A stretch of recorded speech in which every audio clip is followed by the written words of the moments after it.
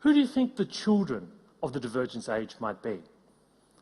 It's actually very interesting to look at youth populations, because if you went back to 1950, the vast majority of young people actually lived in what we now know as the developed countries.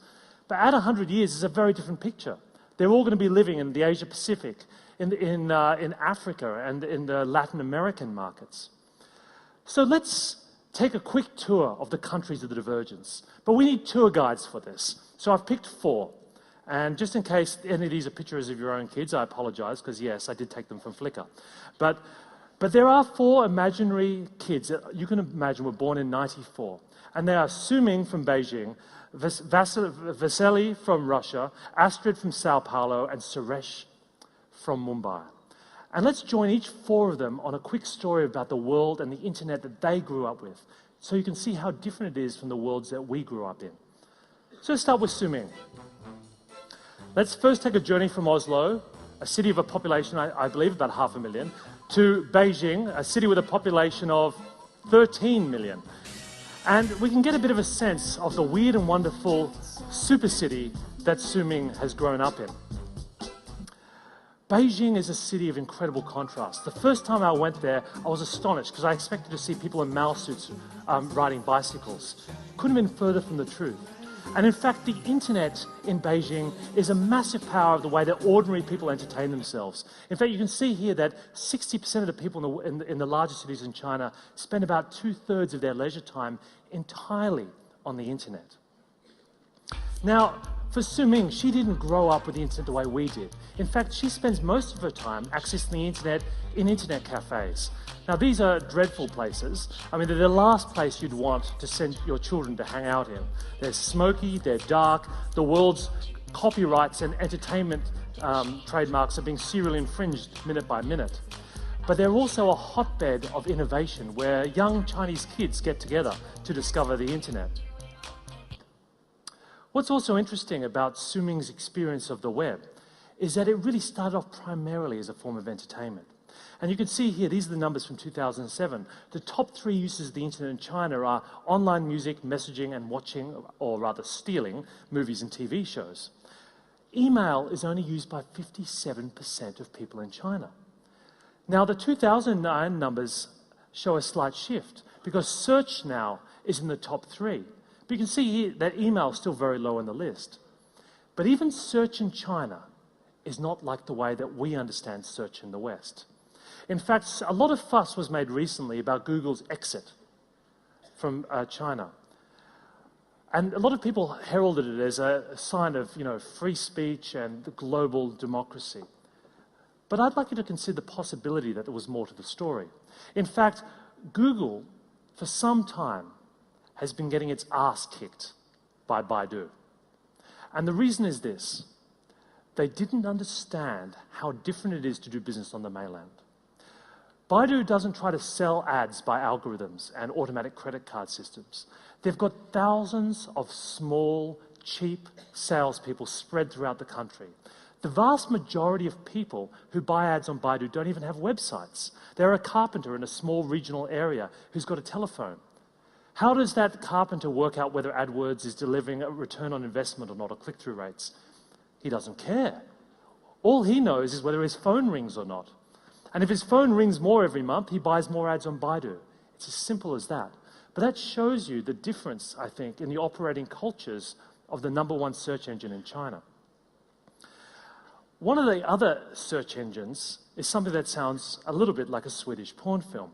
I'm talking about what the Chinese call the human flesh search engine.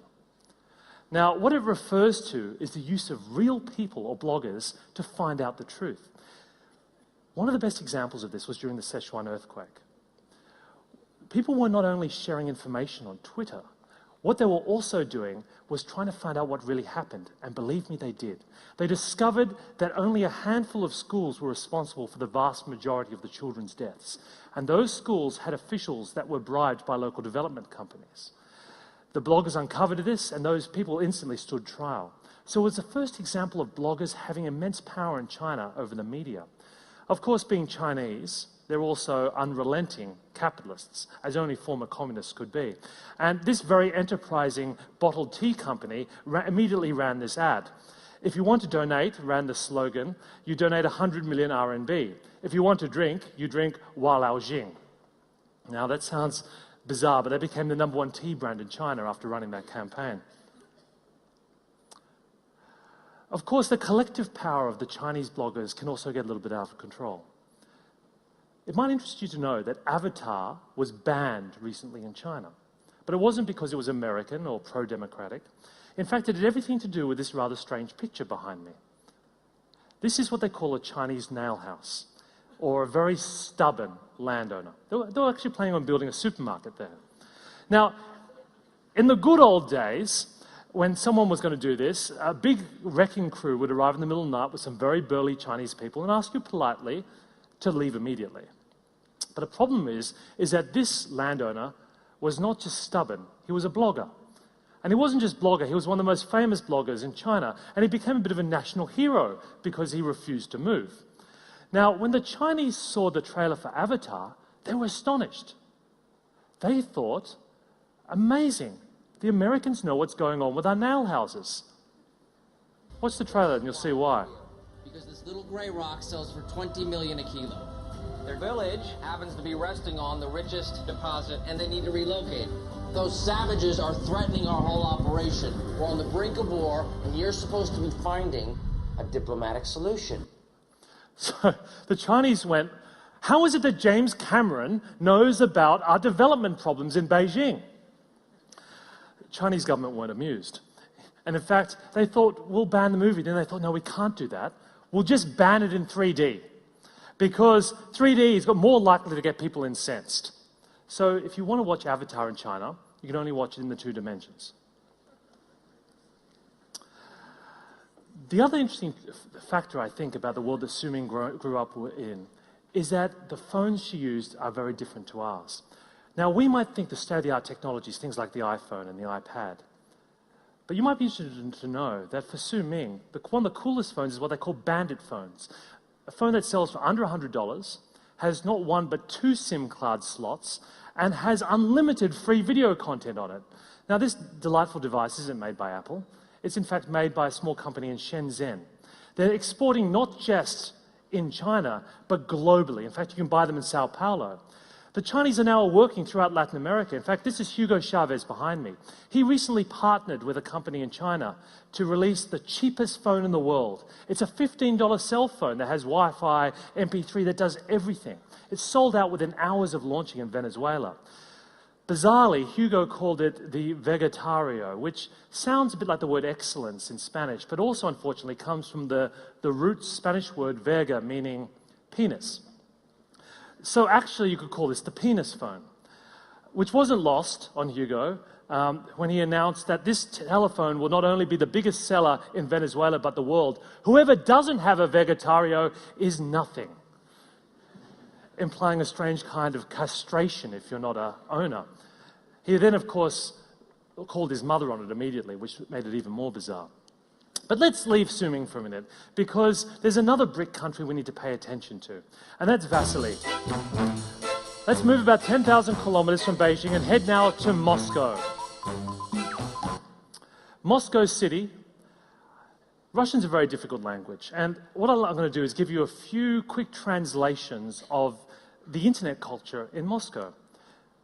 Here's what you need to know. Firstly, the word search in Russian isn't Google, it's Yandex. They've got 64% of the market.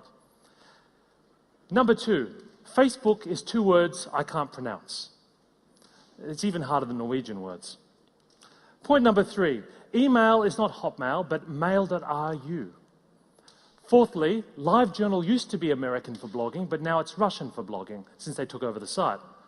And fifthly, the internet means Moscow, because 70% of the internet population in Russia is concentrated in that city. One of the biggest challenges about the internet in Moscow is the language. It's all in Cyrillic. The other thing that's interesting about Moscow is that one of the easiest degrees to get if you're graduating from school is a programming degree. So there's a vast force of IT and technical talent. And unfortunately, they're up to all kinds of mischief. One of the things that happened last year that was very interesting was the Moldova riots. And it was interesting because it was one of the first times the Russians took a hold of a US platform, Twitter, and started using it to organize protests. Now, the world's media took a hold of this and went, wonderful, they see Twitter, they must be freedom fighters. Well, unfortunately, they happen to be thugs who were also just using Twitter.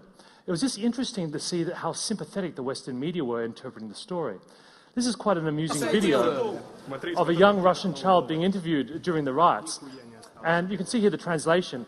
The cameraman's going, look, it's the Great Seal of Moldova, not a effing thing left of it. He turns to a kid and says, can you say a few words? Why'd you come here? The kid goes, to defend Moldova. Off camera, someone says, so why don't you like communists? And the kid goes, I don't know, I just don't like them. And then the cameraman says, how old are you anyway? And the kid goes, I'm turning 16. So Twitter in Moscow has become almost a form of entertainment. And for a lot of kids, to be a hacker is to be a hero. One of the top selling magazines for teenagers in Russia is this magazine about hacking. And one of my favorite covers is this one here on the top corner. The headline translates, we have conquered the world. Are you with us? To be a hacker in Russia is a bit like being a hip-hop star in the United States. It doesn't help that even the Russian government calls hackers national heroes. And during the recent clash in 2008 between the Georgians and the Russians, in July and August of that year, there were two massive denial-of-service attacks launched by Russian hackers against Georgia, which managed to bring the internet down in that country. In fact, Georgia had to move its servers to the United States during the conflict. The Russian government came out and praised the hackers as national heroes. And in fact, this rather charming gentleman, I can see behind me, who was the deputy chair of the Duma, actually said that in the future we may see conflicts that take place not only on the open field of battle, but rather in spaces on the internet. A small force of hackers, he said, could be stronger than a multi-thousand force of armed troops. I saw this gentleman and thought, is it possible that I've seen him before? But then again I thought, no, that's crazy, I don't know what I was thinking.